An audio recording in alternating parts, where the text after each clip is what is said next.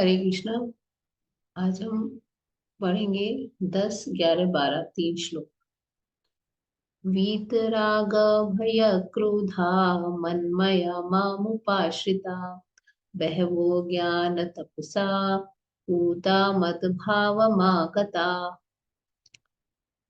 इसमें भगवान कह रहे हैं कि जो व्यक्ति राग और भय और क्रोध से मुक्त है, वीत माने मुक्त होना, ठीक है। तो आसक्ति, राग माने आसक्ति, भय और क्रोध से अगर मुक्त है होकर मन मया माम उपाश्रिता, मुझमें पूर्णतया से तन्मय होकर और मेरी शरण में आ जाता है। बहवो ज्ञान तपसा पूता मद भावम आगता। बोले ऐसे बहवो ज्ञान तपसा, इस लाइफ से बहुत लोग भूतकाल में यानी कि पास्ट का बता रहे हैं, वो मेरी शरण में आ गए, इस ज्ञान से पवित्र हो गए। और उन्हें क्या हुआ? मद भावम। मद भावम का मतलब रूपा ने समझाया है दिव्य प्रेम भाव। भाव की स्थिति होती है जब प्रेम की स्थिति आती है ना, उससे जस्ट पहले भाव की स्थिति आती है, जो अष्ट सात्विक की हमारी जो स्थिति होती है भक्ति में, श्रद्धा से शुरू होकर वो भाव प्रेम तक पहुंचती है। भगवान कह रहे हैं मेरे प्रति दिव्य प्रेम को प्राप्त करता है, यानी मेरे भाव को प्राप्त हो जाता है। ठीक है। तो ये पहले भी लोग ऐसे हो चुके हैं। तो क्या क्या क्या चीज छोड़नी होती है? आसक्ति, भय और क्रोध, और भगवान में तन्मय होना। मत मन मया माम उपाश्रिता, मेरे उसमें बिल्कुल स्थित हो जाना, मेरे ही कॉन्शियस। अब प्रभुपाद समझा रहे हैं कि जो लोग बहुत ज्यादा विषयों में आसक्त हैं, उनके लिए परम सत्य, यानी संसार में जो एब्सोल्यूट ट्रुथ है, परम सत्य है, उनको समझना बहुत कठिन है। क्योंकि वो लोग इतने देहात्म बुद्धि में लीन है। प्रभुपाद लिख रहे हैं कि क्योंकि अपने को शरीर ही मानते हैं, तो वो इतने ज्यादा लीन होते हैं कि उनके लिए समझना असंभव है कि जो परम पुरुष है वो कोई व्यक्ति भी हो सकता है। और वो ये कल्पना नहीं कर पाते कि कोई ऐसा व्यक्ति है जिसका एक दिव्य शरीर है, सच्चिदानंदमय है, कोई कष्ट नहीं है उस शरीर में। क्योंकि हमने क्या देखा अभी तक? तो ऊपर समझा रहे हैं कि भौतिकतावादी लोगों ने अभी तक देखा है कि शरीर में बहुत दुख रहते हैं, नाशवान अज्ञान में दुखमय होता है। तो जब लोगों को ये बताया जाता है कि देखिए भगवान जो है उनका भी शरीर है, भगवान ऐसे निराकार नहीं है, उनका आकार है और उनका भी द्विभुज रूप है, और वो बंसी बजाते हैं, ऐसे ऐसे उनका रूप है, लेकिन उनको फिर भी डाउट रहता है ना।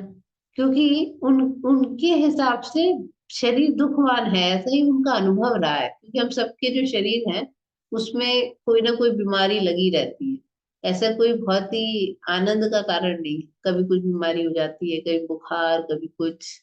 तो ये बहुत ही दुख में और नाशवान है। फिर बूढ़ा भी होता है फिर ये शरीर, फिर मरता भी है ये शरीर। तो ये वाली बात है।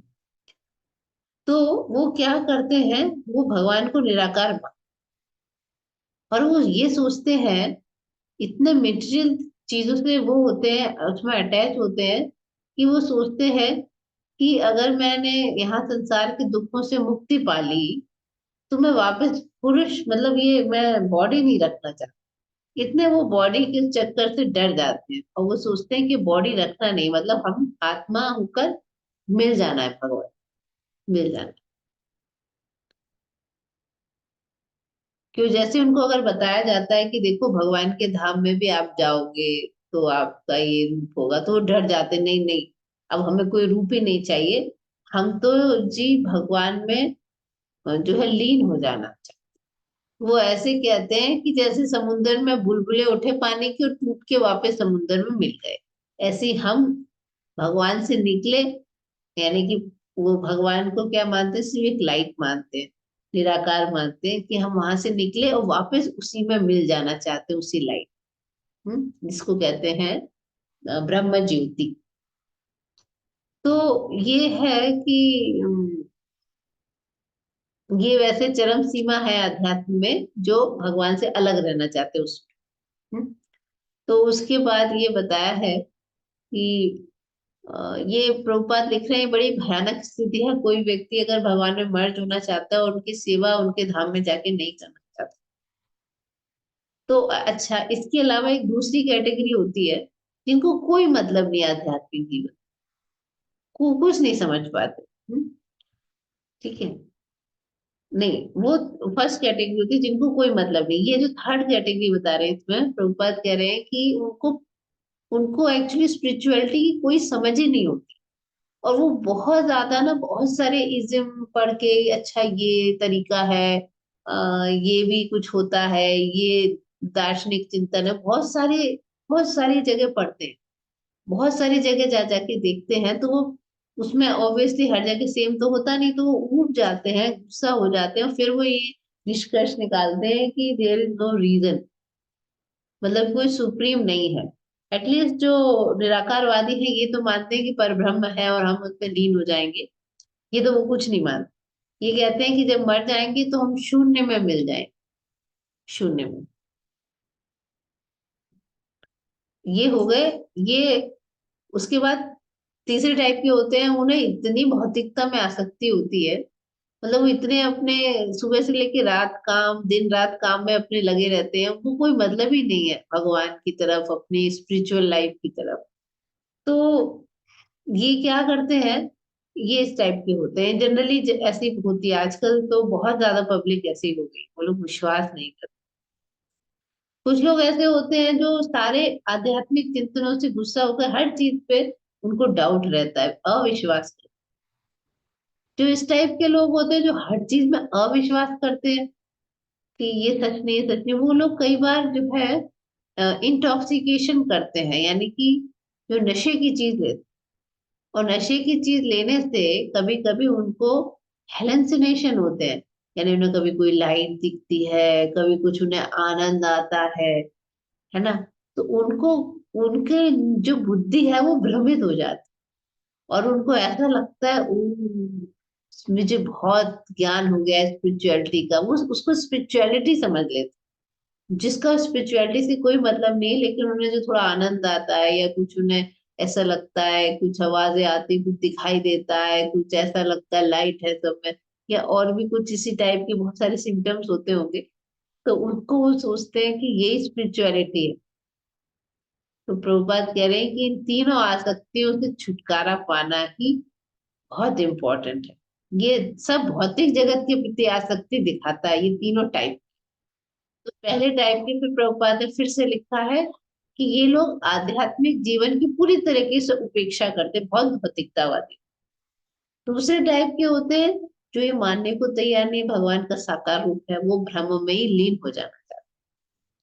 तीसरे टाइप के होते हैं वो इतने सारा कुछ फिलॉसफी पढ़ के समझ नहीं आ पाती उन्हें, तो वो नशे का सहारा लेते हैं, वो सोचते हैं कि मरने के बाद कुछ नहीं है, शून्य है, मर गए तो हम शून्य में मिल जाएंगे। तो इसीलिए अगर हम तीनों स्टेजेस होती हैं जीवन की, इन तीनों में से किसी एक में ही रहता है आदमी, तो उनको भगवान की शरण लेने के लिए प्रमाणिक गुरु के पास जाना चाहिए, फिर विधि विधानों का, भक्ति के विधि विधानों का पालन करना चाहिए। फिर जाके वो भक्तिमय जीवन की अंतिम अवस्था भाव पे पहुंचता है। देखिए ऊपर भगवान ने कहा ना, मद भावम। तो जो श्लोक है मद भावम, तो यहाँ प्रभुपाद ने भाव को अच्छे से समझाने के लिए भक्ति रसामृत सिंधु के जो है दो श्लोकों का वर्णन किया। वो है, आदौ श्रद्धा तथा साधु संग, अथा भजन क्रिया, तथा अनर्थ निवृत्ति, स्यात् ततो निष्ठा रुचि सत, आसक्ति तथो भावस तथा प्रेमाभ्युत दंचति साधना, कामयम प्रेमणा प्रादुर्भवे भवेत क्रमा। क्रम से, यहाँ पर एक सीढ़ी की तरह बताया गया है। जो भक्ति है वो सीढ़ी है। अब आप देखिए आप किस स्टेज पे।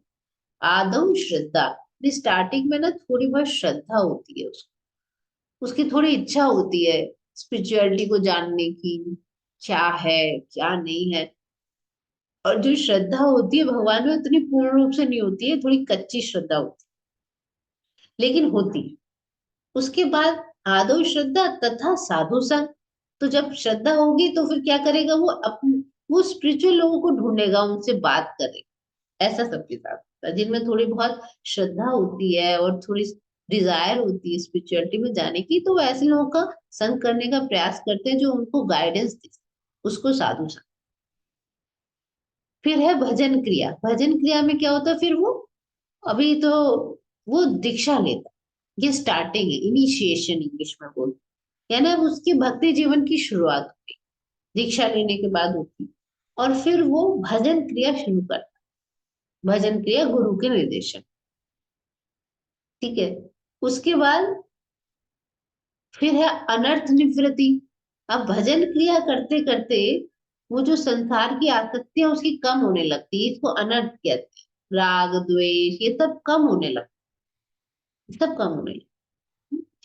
तो जो भी है, मत्सर्य, लोभ, क्रोध, मोह, ये सब के सब कम हो, तो इसको अनर्थ निवृत्ति कहते हैं। और उसके स्थिरता आती है उसके जीवन।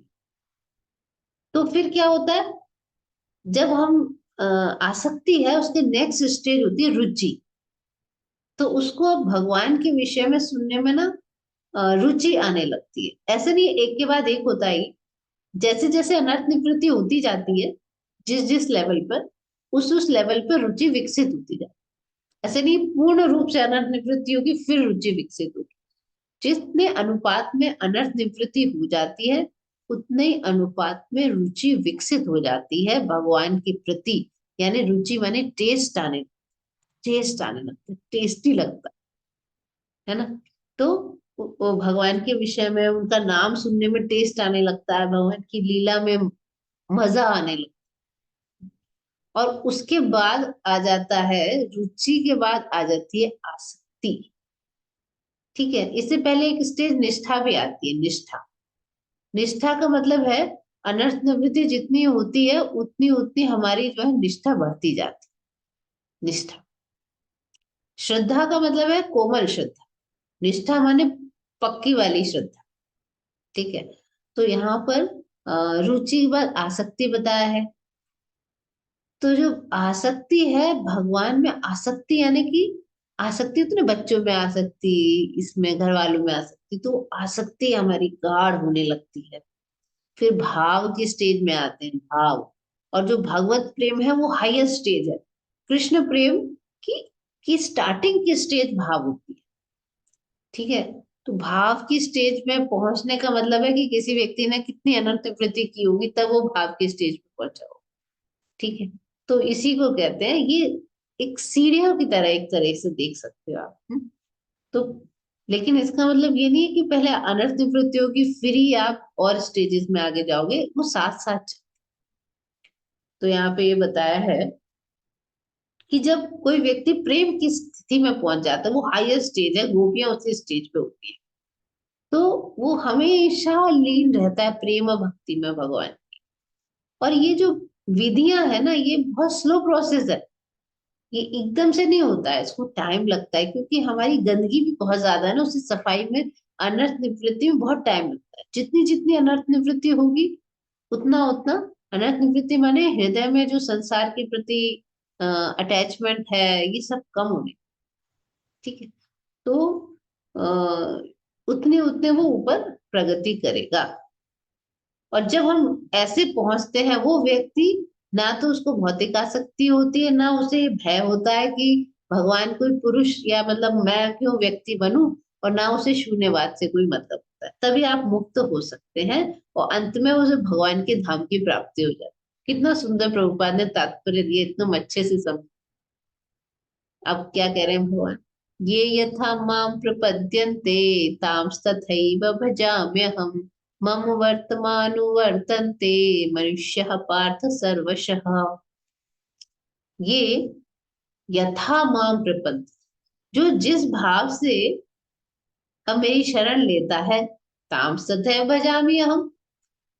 भजामि का अर्थ होता है मैं उसको रिजल्ट देता हूँ, वैसे ही फल देता हूँ जिस भाव से मेरी शरण ग्रहण करता है। प्रपद्यंते माने शरण में आता, मैं उसको वैसे ही फल देता हूँ।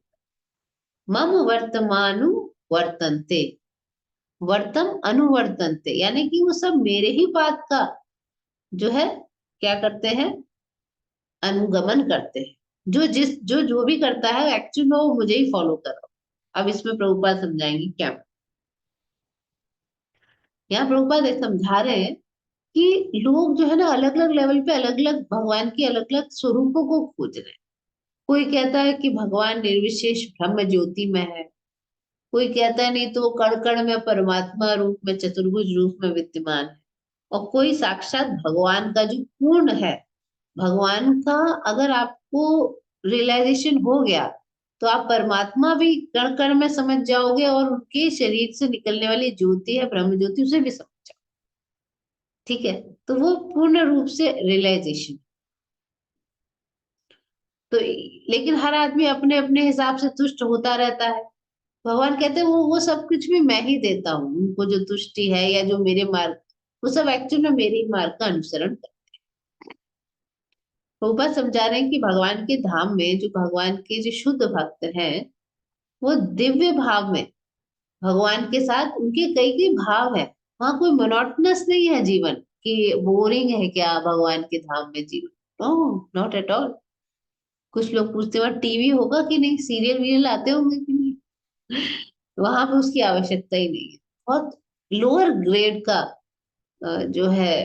अब कोई है उसको बहुत बढ़िया घी में तला हुआ बढ़िया बढ़िया मालपुआ मिल रहा है, पनीर की सब्जी है, बढ़िया वाली पूड़ी है, सब्जी है, रायता है, बहुत अच्छा अच्छा खाना है, 85 तरह के व्यंजन है।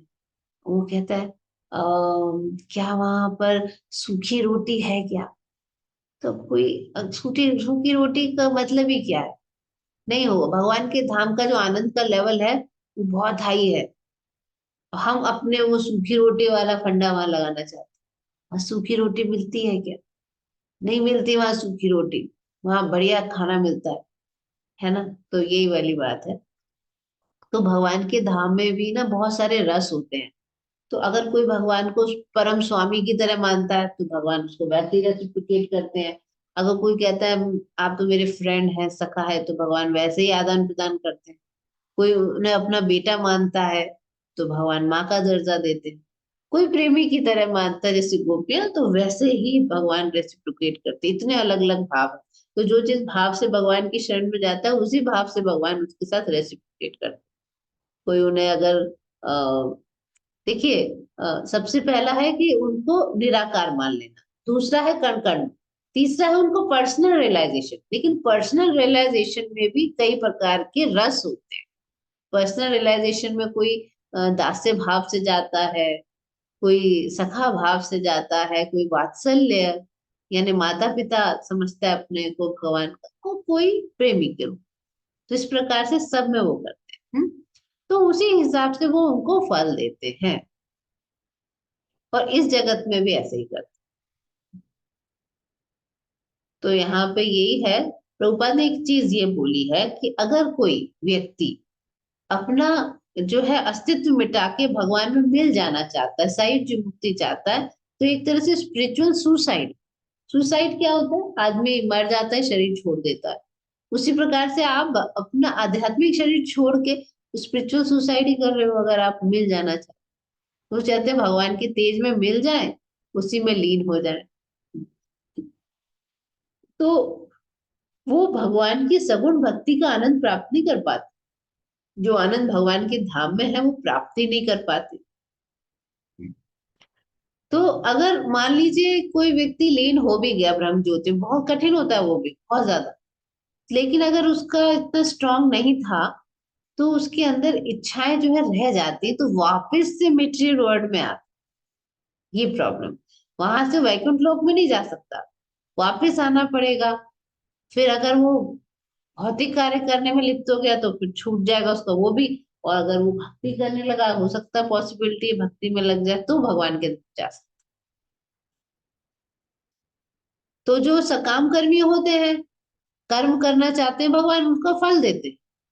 आपने कोई कर्म किया, भगवान उसका कभी नहीं। हिरण्यकशिपु ने तपस्या की तो भगवान ने कहा कि क्योंकि आपने तपस्या की है तो इसलिए फल देना पड़ेगा। भगवान ने रूल बना रखा, इसलिए ब्रह्मा जी ने उनको वरदान दिया। ऐसा नहीं हो सकता। अब जब आए सारे लोग, तो भगवान ने कहा भी टाइम है, उसने इतनी तपस्या की, उसका फल भोगेगा वो। उसके बाद जब वो अपने पुत्र को परेशान करेगा, तब उसके सारे पुण्य नष्ट हो जाएंगे जो उसने तपस्या करके कमाए। तो जो कर्म करते हैं भगवान उनका फल यज्ञेश्वर के रूप में देते हैं। जो योगी हैं वो सोच रहे हैं योग शक्ति तो भगवान वो भी देते हैं। ठीक है। तो कोई सिद्धियां चाहता है, भगवान सिद्धियां। यानी कि भगवान की कृपा पर ही आपकी सफलता आश्रित है। और ये सब डिफरेंट डिफरेंट जो है रास्ते हैं, भगवान कह रहे हैं वो सब मेरे तक ही जाते हैं। लेकिन यहाँ पे यही बोला है कि सर्वोच्च सिद्धि क्या है। भागवतम में एक श्लोक आता है, अकाम सर्व कामो व मोक्ष काम उदार तीव्रेण भक्ति योगेन यजेत पुरुषम परम। यानी कोई अकाम हो, यानी कोई इच्छा नहीं हो, मतलब डिवोटी जो होता है ना, जिसको कोई इच्छा नहीं हो, ये सर्व काम, बहुत सारी इच्छाएं, बहुत डिजायर, ये चाहिए ये चाहिए ये चाहिए, या मोक्ष काम या मोक्ष का इच्छुक हो, तो उसे क्या करना चाहिए। पूरी श्रद्धा पूरी सामर्थ्य के साथ तीव्रेण भक्ति योग, भक्ति योग करना चाहिए भगवान कृष्ण का। उससे क्या होगा, फिर उसको ये सब कुछ भगवान देंगे। लेकिन एंड में वो सबके सब भक्त बन जाएंगे, चाहे मोक्ष कामी हो सर्व कामी हो। ये फायदा हो। लेकिन जो मोक्ष कामी है या कुछ है, तो उन्हें टाइम लगेगा भक्त बनने में। लेकिन एक बार अगर आपने भगवान की भक्ति करनी शुरू की और उन्हीं से ही मांगा, तो धीरे धीरे आप भक्त बने। आज का हमारा लास्ट श्लोक है, कांक्षतः कर्मणाम सिद्धिम यजन्तः इह देवता क्षिप्रम ही मानुषे लोके सिद्धिर भवति कर्मजा। भगवान कह रहे हैं इस संसार में मनुष्य सकाम कर्मों में सिद्धि चाहते, यानी हमने कोई काम किया, हमें उसका फल चाहिए, तो इसलिए वो देवताओं की पूजा करते हैं। और जो देवताओं की पूजा करते हैं, तो भगवान कह रहे हैं बहुत जल्दी उनको फल भी मिल जाता है, सकाम कर्मों का जल्दी फल मिलता है। प्रभुपाद ये समझा रहे हैं यहाँ पर कि इह देवता यानी संसार के देवता, यहाँ पे वाली बात प्रभुपाद ने बोली है इस तात्पर्य में। उन्होंने बोला है कि देवताओं के विषय में भ्रांत धारणा है कि जो विभिन्न देवता है वो भगवान के अलग अलग रूप है। आप किसी भी रूप की पूजा करो, आप अलग अलग देवता है देवी है, आपको किसी की भी पूजा कर लो, वही भगवान की पूजा नहीं। वो भगवान के अलग अलग रूप नहीं है, वो भगवान के शरीर के अंग आप समझ। ठीक है। तो ये अंग है उनके। तो नित्यो नित्यानाम ईश्वर एक है, ईश्वर परमः कृष्ण सच्चिदानंद विग्रह अनादिरादिर गोविंद सर्व कारण कारणम। ब्रह्म संहिता 5.1। तो यहाँ बताया कि परम ईश्वर कृष्ण है, एकले ईश्वर कृष्ण आर संभृत्य। और उन्होंने बहुत सारे विभिन्न प्रकार के देवी देवताओं को इस जगह का मैनेजमेंट दे रखा। और ये जितने भी देवता हैं वो सबके सब जीवात्माएं हैं, लेकिन उनको हमसे बहुत ज्यादा शक्तियां प्राप्त। और ये कोई भी जीवात्मा कभी भी भगवान के बराबर नहीं हो सकते। नारायण विष्णु कृष्ण इनके तुल्य नहीं हो सकते। एक्चुअली जो लोग ये सोचते हैं कि ईश्वर और ये सब देवता एक ही लेवल पर हैं, उनको पाषंडी या नास्तिक। प्रभुपाद ने कहा यहाँ तक कि जैसे शिव जी हैं, ब्रह्मा जी तो खुद ही जीव तत्व है, लेकिन ही सो पावरफुल, वो पूरा संसार बनाते हैं। शिव जी हैं, ही सो पावरफुल शिव जी। इतनी बड़ी गंगा नदी को सिर में ले लिया और वो गंगा नदी उनकी जटाओं में घूमती रह गई, और निकलने का रास्ता मिला नहीं, है ना। और फिर छोटी सी एक लट खोली है, ये जो गंगा इतनी विशाल दिखती है, वो शिव जी की छोटी एक लट से निकलती है। और दूसरों के कल्याण के लिए जहर पी लिया, लेकिन गले में ही रोक लिया, गले में ही रोक लिया। तो ऐसा कौन पी सकता है जहर, एक ड्रॉप चली गई तो मर जाओ। तो जो है, लेकिन शिव जी फिर भी भगवान कृष्ण की समता नहीं कर सकते। वो भगवान ऐसे हैं शिव जी, जैसे कि दूध से दही बना दिए। क्षीरम यथा दधी ब्रह्म संहिता में आता है। तो दूध से दही तो बनाया जा सकता है, दही से दूध नहीं बनता। तो भगवान को दूध मान लीजिए, शिव जी को दही मान। तो इसका मतलब यही है कि भगवान ने अपना रूप बदला, और तमोगुण वाले रूप में शिव जी के रूप में आए, है ना। लेकिन स्टिल कृष्ण ही विष्णु है, कृष्ण ही शिव जी है, एक तरह से। Still there is difference. बहुत मुश्किल है इसको समझना, अचिंत्य है। लेकिन जो है उसके बावजूद भी वो देवताओं की श्रेणी में आते हैं भगवान शिव। शिव विरंचित नूतम, माने पूजा करते हैं भगवान शिव, ब्रह्मा जी सब भगवान कृष्ण की पूजा करते हैं। तो इनके जो भेद है उसको समझना बहुत कठिन है। शिव जी में, भगवान विष्णु में भेद को समझना बहुत कठिन है। लेकिन फिर भी हम इतना समझ सकते हैं कि शिव जी में जो है वो स्वयं भगवान कृष्ण के भक्त, परम वैष्णव, वैष्णवा नाम यथा शंभु। तो हमें उनके उस मूड को ही फॉलो करना चाहिए। तो इसलिए लिखा है कि बहुत सारे लोग तो नेताओं को ही भगवान मान के पूजा करते हैं, ऐसे भी करते हैं, है ना। तो और दूसरे नीचे बताएंगे उसके बारे में। और जितने भी देवी देवता हैं उनको भगवान मान के पूजा करते हैं। तो इसलिए यहाँ पे शब्द है इह देवता। यह का मतलब होता है संसार के, इस भौतिक जगत। भगवान कृष्ण नारायण विष्णु इस भौतिक संसार के नहीं है, वो परे हैं। इवन शंकराचार्य ने लिखा है कि जो मूर्ख लोग हैं देवताओं की पूजा करते हैं, ये जो नारायण और कृष्ण इस भौतिक सृष्टि से परे, भौतिक सृष्टि से परे, इस संसार के। लेकिन जो लोग तत्काल फल चाहते हुए यहाँ पूजा करते हैं उनको मिल भी जाता है। आप किसी ग्रह की पूजा करो, किसी देवता की करो, बड़ा जल्दी फल मिलता है। लेकिन वो फल बहुत ही क्षणिक होता है, वो लुप्त हो जाता है, क्योंकि वो देवता खुद ही एटर्नल नहीं है, वो भी तो प्रलय में मरते हैं। तो जब वो नहीं रहते तो उनका दिया हुआ फल कैसे रहेगा, वो भी खत्म हो जाता है। और जो इंसान है वो ये नहीं सोचता है कि कैसे मैं इस दुख भय संसार से हमेशा के लिए मुक्ति पाऊं। यहीं पे एडजस्टमेंट करने के लिए ना वो देवताओं को मनाते रहते हैं, मेरा ये ठीक हो जाए, मेरा वो अच्छा हो जाए। वो दे भी देते हैं थोड़े टाइम तक, वो भी परमानेंट सोल्यूशन नहीं मिलता। तो यहाँ पे यही बताया है प्रभुपाद ने, कि जो लोग हैं वो भगवान की भक्ति में रुचि नहीं दिखाते हैं और थोड़े से इंद्रिय सुख के लिए देवताओं की पूजा करते हैं। अगर कोई व्यक्ति किसी बड़े नेता की चापलूसी करे, हो सकता है वो उसको मंत्री बना दे, है ना। प्रधानमंत्री कोई चापलूसी करे, हो सकता है उसे मंत्री बना दे, उससे वो बहुत खुश होगा। लेकिन ये सब बहुत ही क्या है, इसी प्रकार के देवताओं के काम। आप मंत्री तो बन गए, लेकिन 5 साल के बाद आपको हटना पड़ेगा, फिर से चुनाव लड़ना पड़ेगा, जीते नहीं जीते। उसी प्रकार से देवता भी जो फल देते हैं वो उसी प्रकार से आदि क्षणिक होते हैं, मतलब परमानेंट नहीं। तो यहाँ पे यही है, बाकी हम आगे देखेंगे जो बाकी के श्लोक में। हरे कृष्णा।